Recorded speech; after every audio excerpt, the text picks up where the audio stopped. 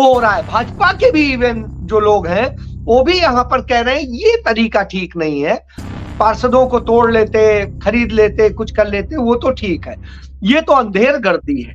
फिर तो किसी के यहाँ भी कोई घुस के कुछ भी कर लेगा और आप कहेंगे कोई नहीं। आज जो लोग तमाम सारी बातें करते हैं उन्हें समझ में आना चाहिए कि इस तरह से लोकतंत्र की हत्याएं निश्चित रूप से भविष्य में आपके अपने घरों को भी जद में लेंगी। इसलिए ये सोचना चाहिए। मैं एक बात कहूं कि मुझे कम से कम एक बात का यह संतोष होता है कि कांग्रेस सरकारों में जब भी रहा हो, राष्ट्रपति शासन भले लगाया गया हो, कोई और चीज भले रही हो, लेकिन उन्होंने इस तरह की तोड़फोड़ तो नहीं की है। वहां पर भी वो इतना डरा हुआ चुनाव आयोग पहली बार हिंदुस्तान के इतिहास में देख रहे हैं, इतना डरा हुआ सुप्रीम कोर्ट पहली बार हम देख रहे हैं, इतने तमाम सारे लोग जो हैं वो देख रहे हैं। आप बताइए ना, आज की डेट में जब बेंच बनती है तो पता चल जाता है कि इसका जजमेंट क्या हो। यह स्थिति यदि आ गई हो तो आप समझिए किस न्याय की आप उम्मीद करें। दोस्तों, बोलता हिंदुस्तान पे आप सभी का स्वागत है। और आज जिस खबर को लेकर हम हाजिर हैं वो बड़ी ही झटका देने वाली है उन लोगों के लिए जो चंडीगढ़ मेयर चुनाव होने के बाद तालियां बजा रहे थे और कह रहे थे कि विपक्ष का सुपड़ा साफ हो रहा है और बीजेपी ने अपनी ताकत दिखा दी है। उस ताकत पर चोट कर दी है सुप्रीम कोर्ट ने। जी हाँ, सीजेआई चंद्रचूड़ ने जो टिप्पणी की है चंडीगढ़ मेयर चुनाव को लेकर वो खासी अहम है। और इस चर्चा में आज हम हमारे साथ जुड़ रहे हैं वरिष्ठ पत्रकार अजय शुक्ला जी। इनके साथ हम चर्चा करेंगे और जानेंगे कि दरअसल इस पूरे मामले में सुप्रीम कोर्ट की जो टिप्पणी है वो कितनी अहम हो जाती है, जबकि लोकतांत्रिक व्यवस्था में मेयर का चुनाव सभी ने देखा, कैमरे की आंख से देखा, और उस कैमरे में जो कैद हुआ उसी कैमरे की गवाही पर सुप्रीम कोर्ट की तरफ से जो टिप्पणी आई है। अजय जी, स्वागत है आपका बोलता है हिंदुस्तान पर। नमस्कार, धन्यवाद। अजय जी, सुप्रीम कोर्ट की इन टिप्पणियों को किस तरह से देखें? क्या इसे लोकतंत्र की जीत अभी से हम मान लें, क्योंकि टिप्पणी और फैसला बहुत दूरी होती है? हाँ, निश्चित रूप से, क्योंकि हम सुप्रीम कोर्ट का तमाम मामलों में देख रहे हैं कि जिस तरीके से उसकी टिप्पणियां आती हैं उस ढंग से फैसले नहीं आते हैं। इसलिए मैं बहुत ज्यादा उम्मीद तो नहीं पालता हूं, लेकिन इस मामले में जरूर पालता हूं। इसकी वजह है कि इस मामले में कुछ छिपा नहीं। जो सीसीटीवी कैमरे गए थे और पूरी एक्टिविटीज जो थे, अब ये चुनाव जीतने के लिए किस तरह से साजिश रची गई, इस बात पर बड़ी बात। 6 जनवरी को चुनाव होना था, टल गया। उसके बाद हुआ कि नहीं, 6 को नहीं होगा, अब इतने को होगा, उतने को होगा, और होते होते अंततः जो तारीख तय हुई, उस तारीख पर जब चुनाव जिस दिन होना था उसके पहले जो सहायक रिटर्निंग ऑफिसर था वो छुट्टी पे चला गया। उसके दूसरे दिन जो उसका चुनाव अधिकारी था वो छुट्टी पे, मतलब 1 घंटा पहले छुट्टी पे चला गया और बोला कि मेरे तो रीढ़ में दर्द हो रहा है। मैं नहीं साहब, ऐसे तो मुख्य चुनाव आयुक्त कहें कि मेरे पेट में दर्द हो रहा है या मेरे इसमें दर्द हो रहा है, मैं तो बैठ नहीं सकता हूं और इसलिए आम लोकसभा का चुनाव कैंसिल कर दिया जाता है। ऐसे थोड़ी ना होता है। एक व्यवस्था बनाई जाती है, चीजें होती हैं। यदि आपकी ऐसी स्थितियां हैं तो सेकेंड, थर्ड, फोर्थ पूरी प्लानिंग होती है और ये व्यवस्था करती है। ये कोई एक व्यक्ति पर निर्भर नहीं होता है। तो इसलिए इस तरह की स्थितियां यदि क्रिएट हुई तो निश्चित रूप से साजिश थी। अच्छा, इसके पहले आप देखिए, जब गठबंधन नहीं हुआ था आम आदमी पार्टी और कांग्रेस में, तो कांग्रेस के भी कैंडिडेट ने भरा था मेयर का पर्चा और उसने भी भरा था। जब ये गठबंधन हो गया, फाइनल हो गया, तो पर्चा वापस लेने की स्थिति थी। उस समय इसने यह किया कि चंडीगढ़ पुलिस लगा करके कांग्रेस के उस जो मेयर के कैंडिडेट का जिसने भरा था उसे किडनैप कर लिया गया और घर में हाउस अरेस्ट कर दिया गया। अंत में रात में बैठ करके पूर्व केंद्रीय मंत्री और जो रेल मंत्री थे और साथ में कांग्रेस के सांसद रहे हैं चंडीगढ़ के और राष्ट्रीय कोषाध्यक्ष थे कांग्रेस पार्टी के, तो वो जो है जाकर के वहां जब बैठ गए, पूरी कांग्रेस आके बैठी, तब कहीं ये हुआ हैवियस कार्पस मूव करना पड़ा हाई कोर्ट में, तब कहीं उन्हें रिलीज किया गया और उन्होंने जाके अपना नामांकन वापस लिया। इससे आप समझ सकते हैं कि कैसे कैसे साजिश हुई। उसके बाद में क्या होता है कि किस तरीके से इस चुनाव को प्रभावित किया जाए। भारतीय जनता पार्टी के लोगों ने तो कह दिया था चाहे जो कुछ कर लो जीतेंगे हम ही, और साहब यही हुआ। गठबंधन तो नहीं टूटा, उसके 20 के 20 पार्षदों ने वोट डाला, एक भी मिस नहीं हुआ, एक भी बिका नहीं। अब यही परेशानी थी भारतीय जनता पार्टी की। तो आखिरी उन्होंने दांव अपनाया। पहले तो चुनाव नहीं करा रहे थे, 6 फरवरी डिसाइड करी। जब हाईकोर्ट फिर गए तब हाईकोर्ट ने कहा नहीं 30 जनवरी को कराइए। हालांकि तुरंत करा देना चाहिए था, लेकिन चलिए 30 जनवरी का आपने मौका दिया। इतने दिन फिर तोड़ने की पूरी कोशिश हुई, तमाम खबरें आई, लेकिन अंततः वो नहीं टूटे। और जब चुनाव हुआ तो हम सब ने देखा ऑन कैमरा उसने बैलेट पेपर में किस तरीके से उसे खराब करके और उसे अयोग्य घोषित किया। 8 सदस्यों को अयोग्य घोषित करके अपने लोगों को जितवा दिया। तो साहब 16 वाला जीत गया, 20 वाला हार गया। तो यह स्थिति, तो लोकतंत्र की यह मजाक निश्चित रूप से बनाया गया। और इससे बड़ा जो ऑन कैमरा लोकतंत्र की हत्या हो रही, इससे बड़ा नहीं। इसके बाद क्या करता है, जब वो हो जाता है, अपना कर ही रहा होता है काम, तभी भारतीय जनता पार्टी के लोग भाजपा के मेयर का जो कैंडिडेट होता है उसे खींच के लाते हुए का भी वीडियो है, मैंने ट्वीट किया है, आप देखिएगा। तो उसमें खींच के लाते हैं और ला करके जबरन, और चुनाव अधिकारी अपनी कुर्सी पे बैठा के उसे कह देता है हाँ सब जीत गया, चार्ज दे दिया गया। इस तरह होता है। लेकिन ये मजाक है, इससे बड़ा और लोकतंत्र का कोई मजाक नहीं हो सकता था। और ये सरेआम, जिसे कहेंगे कि सभा में द्रौपदी नंगी की जा रही थी और कोई बचाने वाला कृष्ण नहीं था। चिल्ला रहे थे लोग, जो पार्षद थे साहब, उनको पुलिस के जरिए बाहर किया जा रहा था। तो यह स्थिति हो तो आप समझ सकते हैं कि कितना भद्दा मजाक हुआ। और तुरंत सभी हाईकोर्ट पहुंचे और हाईकोर्ट ने कोई रेमेडी नहीं दी।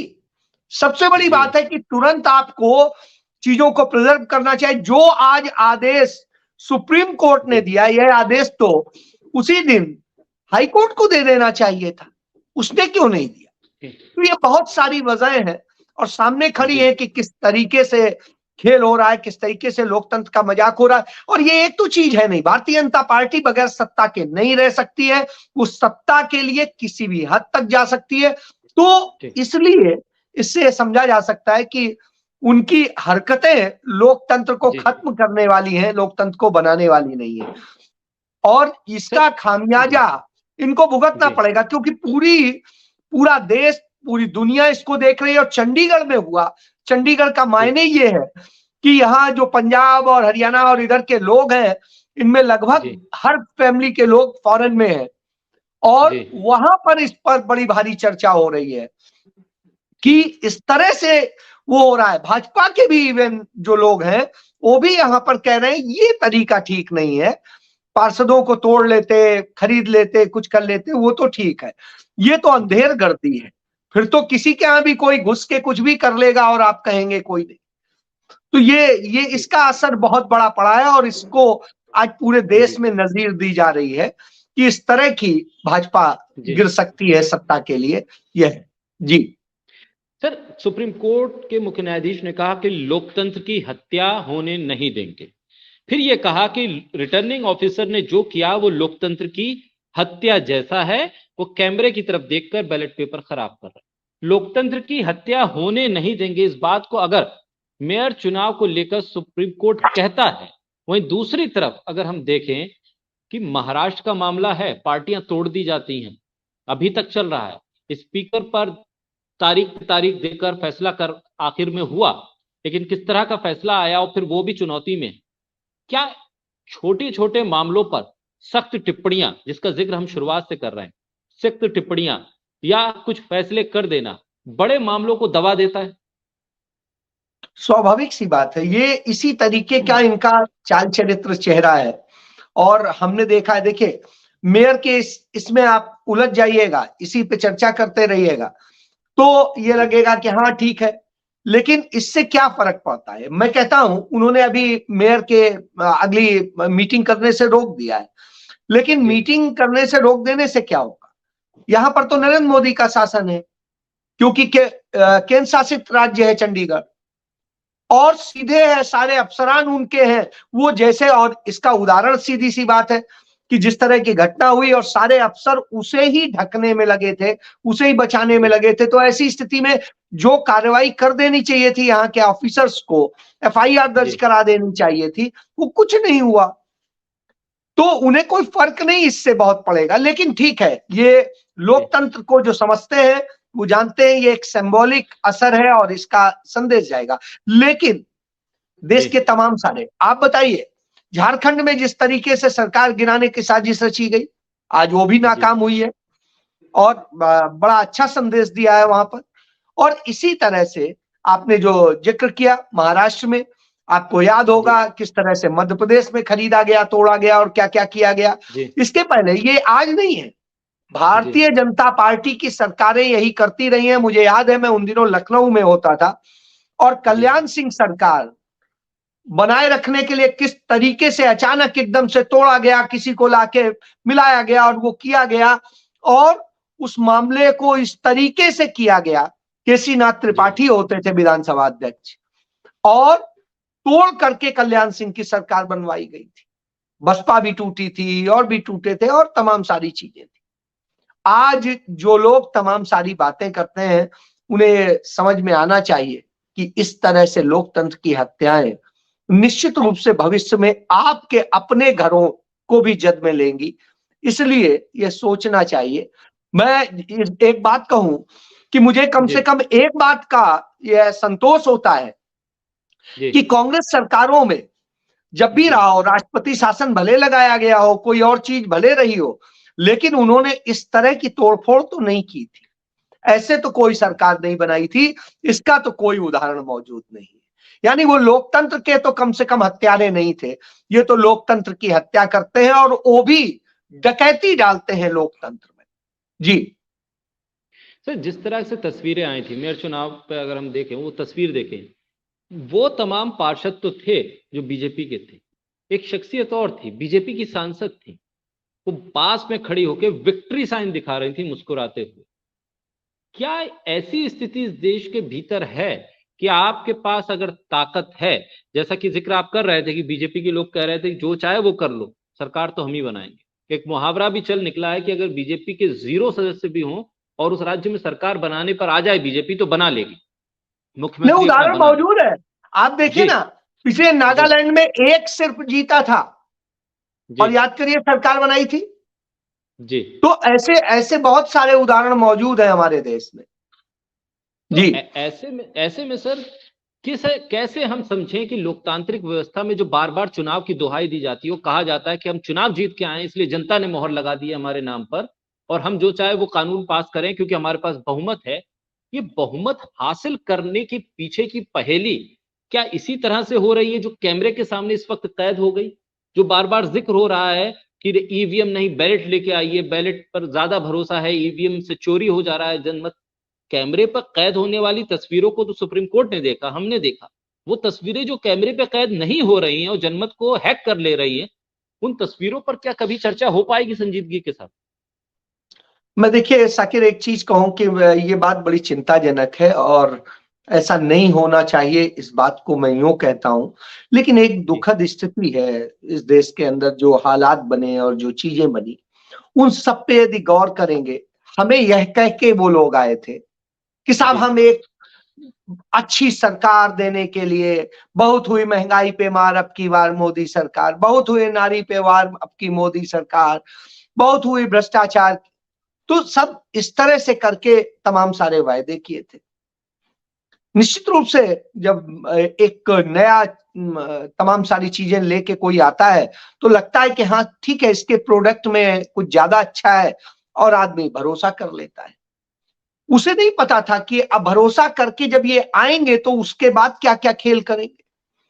और इस तरह से तमाम सारे लोग जो आए उस दौर में, उनको यदि आप देखिए कि अन्ना आंदोलन से निकल करके जो जो लोग आए और जिसके कारण मोदी सरकार भी बनी, पिछली सरकार बदनाम हुई। हालांकि पिछली सरकार को जिस जिस चीज पे आरोप पे बदनाम किया था, अदालत में उन सारे मामलों में वो बरी हुई और उस सरकार पे कोई दोष नहीं आया। यानी झूठे गढ़े हुए थे। लेकिन चलिए, उस समय आदमी के दिमाग में अचानक एकदम से तो आता नहीं है। और उस स्थिति में झेलने की स्थिति किसे आई? इस देश की जनता को। आज भ्रष्टाचार पहले से कितने गुना अधिक है, तमाम तरह की अव्यवस्थाएं हैं, तानाशाही चल रही है, नारी सबसे ज्यादा शिकार हो रही है, हिंदुस्तान के इतिहास में इतना नहीं हुई, महंगाई पूरे ऐतिहासिक रूप से बढ़ी हुई है, बेरोजगारी की स्थिति है कि हिंदुस्तान के इतिहास में सबसे ज्यादा है। तो क्या अच्छा है? बस इस देश की सारी संपत्तियां बिक रही हैं, तमाम सारी चीजें हो रही हैं। जो कहते थे देश नहीं बिकने दूंगा, वो देश भी बेच रहे हैं, देश की सीमाएं भी बेच रहे हैं और सब कुछ कर रहे हैं। निश्चित रूप से ऐसे वक्त में चिंताजनक है कि जहां पर कैमरे में नहीं होता वहां आप क्या करेंगे। इसीलिए बार बार मांग की जाती है। कांग्रेस पार्टी ने संयुक्त विपक्ष की तरफ से एक चिट्ठी लिखी है चुनाव आयोग को कि आप इस चीज को लेकर के कार्य योजना प्रस्तुत करें कि जिससे कि यह लोकतंत्र पर विश्वास रह सके, इस निर्वाचन प्रक्रिया पर विश्वास रह सके। इसके लिए आप काम कीजिए और इसके लिए जो भी जरूरी है वो कीजिए। तो लेकिन उस पर ना कोई जवाब है, ना कुछ है। वहां पर भी वो इतना डरा हुआ चुनाव आयोग पहली बार हिंदुस्तान के इतिहास में देख रहे हैं। इतना डरा हुआ सुप्रीम कोर्ट पहली बार हम देख रहे हैं। इतने तमाम सारे लोग जो हैं वो देख रहे हैं। आप बताइए ना, आज की डेट में जब बेंच बनती है तो पता चल जाता है कि इसका जजमेंट क्या होगा। यह स्थिति यदि आ गई हो तो आप समझिए किस न्याय की आप उम्मीद करेंगे। न्याय तो खत्म हो गया है, और जब न्याय खत्म हो गया, शायद यही वजह है कि राहुल गांधी को ये इतनी बड़ी यात्रा करनी पड़ रही है कि भारत को जोड़ना भी है और उसे न्याय भी दिलाना है। बहरहाल कब कितना न्याय मिलेगा वो तो जनता पे डिपेंड करेगा, लेकिन इस चीज को समझना तो सबको पड़ेगा। और यदि नहीं वक्त रहते समझे तो निश्चित रूप से बहुत सारी बुरी स्थितियां हमें देखने को मिलेंगी। जी सर, कभी जो बंगाल से या बिहार में या उत्तर प्रदेश में कभी लोकल बॉडी के जब चुनाव हुए और वहां से कुछ इस तरह की हिंसक तस्वीरें आई या लगा कि बूथ कैप्चरिंग जैसी स्थिति है, उसकी तस्वीरें आती थी, तो सीधे सीधे मीडिया ये कोट करता था कि बंगाल में जंगल राज है। वहां के राज्यपाल भी एक्टिव हो जाते थे, कहते थे कि भाई आप रिपोर्ट दीजिए मुझे क्या हुआ है। और चुनाव आयोग भी सख्त हो जाता था कि फला जगह हुआ क्या है, स्थिति क्यों कानून व्यवस्था की खराब हो रही। यहाँ चंडीगढ़ में कैमरे के सामने, कैमरे की मौजूदगी में पूरे लोकतंत्र को हाईजैक किया गया। सुप्रीम कोर्ट खुद कह रहा है कि लोकतंत्र की हत्या जैसी स्थिति बनी, तो फिर क्यों ना माना जाए जो ये चंडीगढ़ का पूरा प्रशासन था, प्रशासनिक अमला था, इसने जंगल राज कायम कर दिया है क्या वहां पर? क्या जो ताकत उन्हें गवर्न कर रही है, जो उनको आदेश दे रही है, वो पूरी तरह से हाईजैक हो रही है? एक चीज और जोड़ता चलो, उस पर भी मैं जवाब चाहूंगा। ये सुनवाई से पहले पंजाब के राज्यपाल का इस्तीफा होता है और वो एडमिनिस्ट्रेटर के तौर पर भी होते हैं चंडीगढ़ के, कैसे देखेंगे इन्हें? देखिए, आप जंगल राज की बात कहते हैं, जंगल में भी एक कम से कम राज चलता है, एक चीज सिस्टम होता है वहां का। यहां तो वो भी नहीं, जंगल राज से बदतर स्थिति है। जंगल में कम से कम एक जो जंगल का कानून है वो तो चलता है, यहां तो वो भी नहीं। सरेआम जो कानून है जिस पे चलने की कसम खाते हैं उसी को तोड़ रहे होते हैं। चंडीगढ़, छोटा सा चंडीगढ़ केंद्र शासित है, सीधे नरेंद्र मोदी को रिपोर्ट करता है, गृह मंत्री को रिपोर्ट करता है। उस चंडीगढ़ में कौन सा ऐसा गुनाह है जो नहीं हो रहा है? भ्रष्टाचार सबसे चरम पे है चंडीगढ़ के इतिहास में। चंडीगढ़ का पूरा इंफ्रास्ट्रक्चर बर्बाद हो रहा है। चंडीगढ़ का जो नक्शा था, जिस चीज के लिए वो जाना जाता है, मैं खुद लखनऊ से रहने वाला हूं। यहां जब मैं नौकरी करने आया था तो उसके बाद से फिर मुझे लगा कि रहने के लिए इससे अच्छा शहर हिंदुस्तान के अंदर कोई नहीं हो सकता। आज 20 साल बाद मैं ये कहता हूं कि आज उसे बदतर बना दिया गया है। और जब बदतर बना दिया गया हो तो आप सोचिए यह स्थिति है। और गवर्नर सीधे इसका एडमिनिस्ट्रेटर होता था। और बनवारी लाल जी का मैं बड़ा सम्मान करता था क्योंकि वो पत्रकार रहे हैं और उनका अपना अखबार है नागपुर में। तो बड़ा सारा ये लगता था कि हाँ, ये तो जर्नलिस्ट है, सीनियर, और समझते हैं चीजों को। लेकिन मैंने जब उनकी पूरी गतिविधि देखी उसके बाद मैं कह सकता हूं कि मैं सर्व महसूस करूंगा कि यदि पत्रकार इस तरह के पदों पर बैठने के बाद में जिस तरह का आचरण करते हैं, निश्चित रूप से दुखद है। उन्होंने एक बार भी संज्ञान नहीं लिया, एक बार भी रिपोर्ट नहीं तलब की, एक बार भी उन अफसर को नहीं वो किया। नहीं तो इतनी घटनाएं हो रही थी, डे टू डे हो रही थी। अरे सिर्फ 12 किलोमीटर का चंडीगढ़, उसको आप नहीं देख सकते हैं और आप तमाम सारी चीजों की बात करते हैं। शर्म आती है, क्योंकि ये तो सीधे सीधे नरेंद्र मोदी को शर्म आनी चाहिए, अमित शाह को शर्म आनी चाहिए। गवर्नर को तो इन्होंने चलिए हटाया ही है। तो कुछ भी हो, और ऐसी स्थिति में हम ये समझ सकते हैं कि इसने शर्मिंदा किया है, लोकतंत्र के लिए धब्बा है।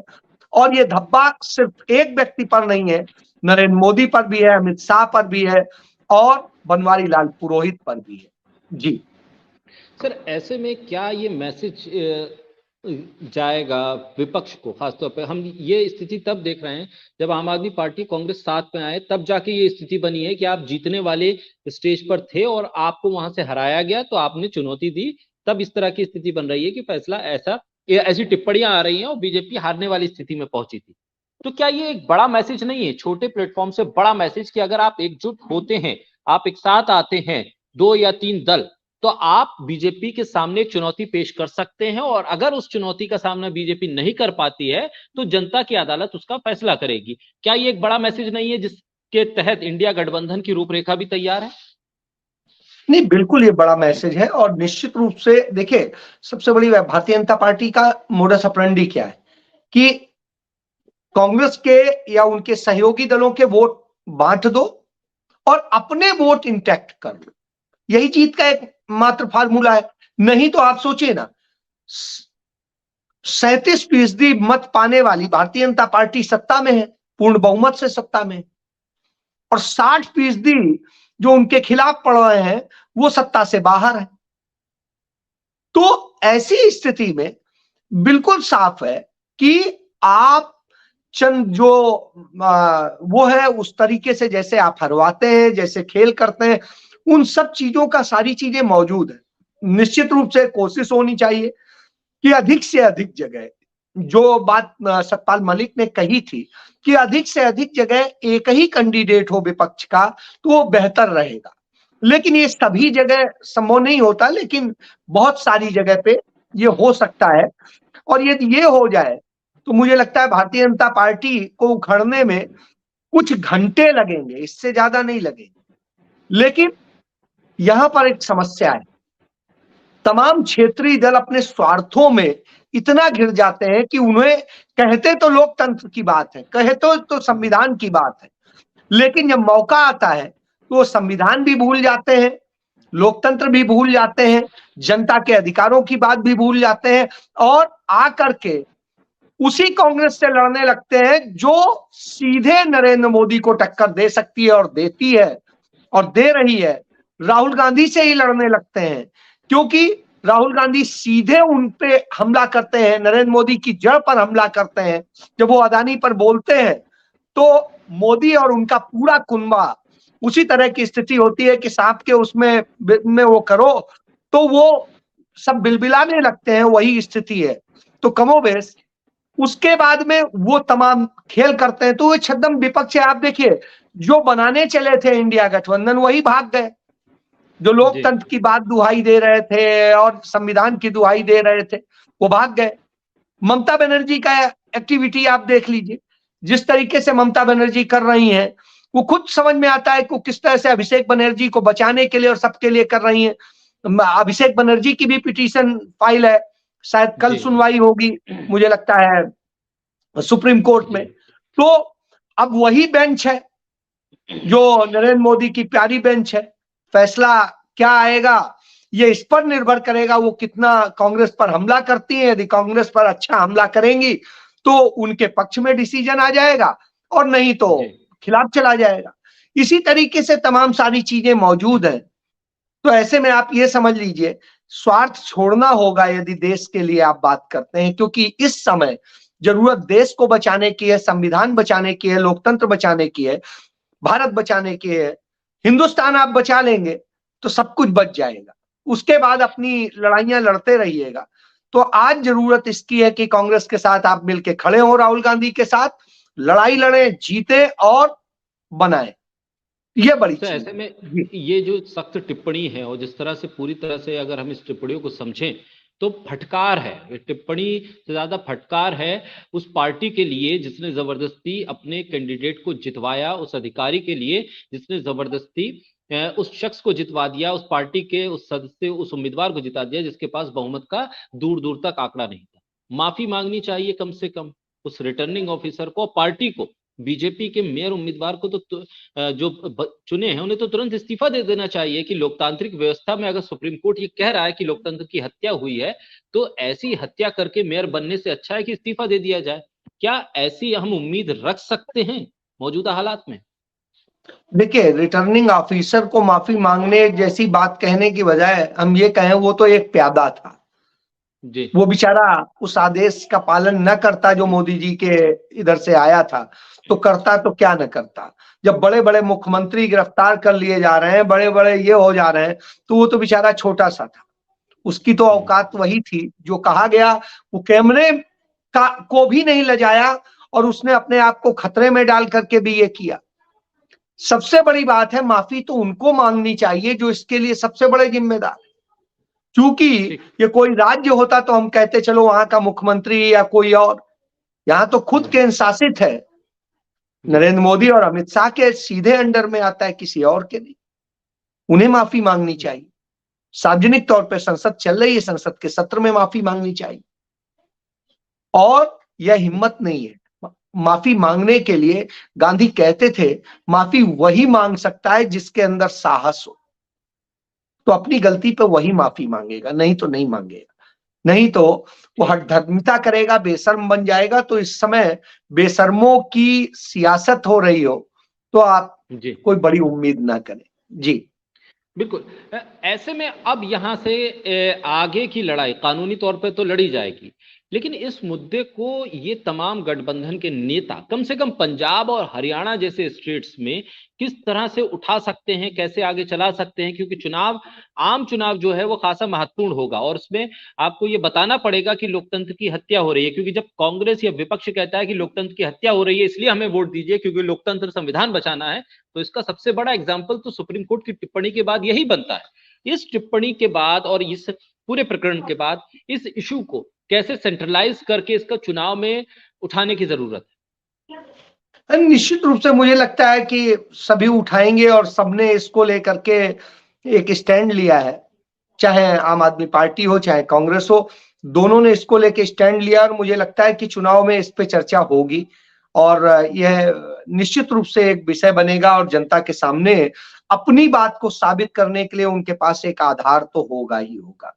तो ऐसी स्थिति में मैं इसे बड़ा एक सुखद भी मानता हूं कि आने वाले लोकसभा चुनाव के पहले घटना होने से उसमें संदेश देने के लिए उनके पास है। तो यह बड़ी जी, चीज है। जी।